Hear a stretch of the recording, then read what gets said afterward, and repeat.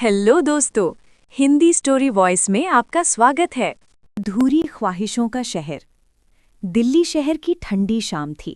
सड़कों पर भागती गाड़ियां, हॉर्न की आवाजें और लोगों की भीड़, सब कुछ वैसा ही था जैसा हर दिन होता था। लेकिन इस भीड़ में एक चेहरा था जो अलग था। उसका नाम था आरव।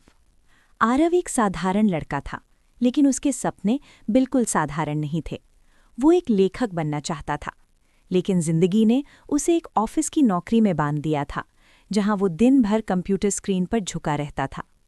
हर दिन वही रूटीन, सुबह उठना, मेट्रो पकड़ना, ऑफिस जाना और फिर थका हुआ घर लौटना।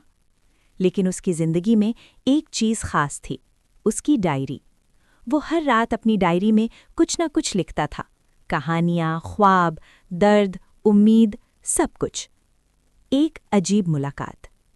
एक दिन ऑफिस से लौटते वक्त मेट्रो स्टेशन पर उसकी नज़र एक लड़की पर पड़ी। वो लड़की भीड़ में खड़ी थी, लेकिन उसके चेहरे पर अजीब सी शांति थी। उसका नाम था काव्या।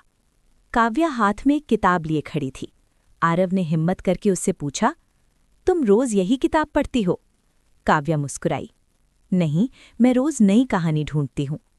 उस दिन से उनकी बातचीत शुरू हो गई। दो अलग दुनियाओं के लोग। आरव और काव्या हर शाम मेट्रो स्टेशन पर मिलने लगे।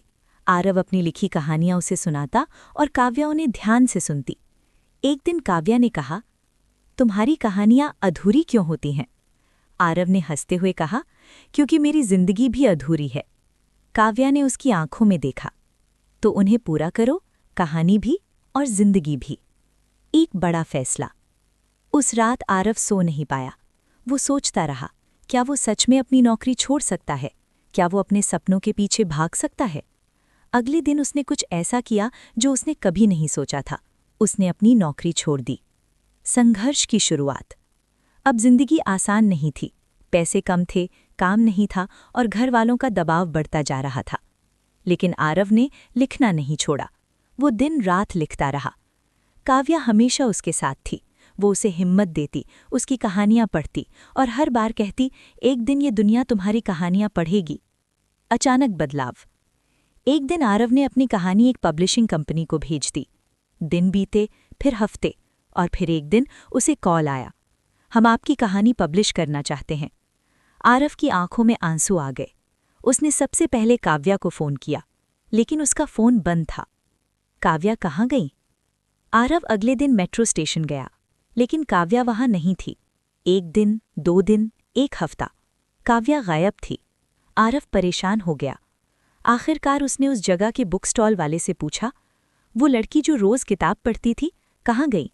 दुकानदार ने कहा, वो लड़की, वो तो यहाँ कभी कभी आती थी, लेकिन वो बीमार थी, शायद शहर छोड़कर चली गई। सच्चाई। आरव को बाद में पता चला कि काव्या एक गंभीर बीमारी से जूझ रही थी। वो जानती थी कि उसके पास ज्यादा समय नहीं है, इसलिए वो हर दिन नई कहानियां ढूंढती थी और लोगों की अधूरी कहानियां पूरी करवाती थी। अंत या शुरुआत? आरव की किताब पब्लिश हुई। नाम था अधूरी ख्वाहिशें, और किताब की पहली लाइन थी, ये कहानी उस लड़की के नाम जिसने मेरी जिंदगी की कहानी पूरी कर दी। आरव आज एक मशहूर लेखक है, लेकिन हर शाम वो उसी मेट्रो स्टेशन पर जाता है, शायद इस उम्मीद में कि एक दिन काव्या फिर से मिल जाए किसी नई कहानी के साथ। सीख। कभी कभी जिंदगी में कुछ लोग सिर्फ इसलिए आते हैं ताकि वो हमें हमारी असली मंजिल दिखा सकें।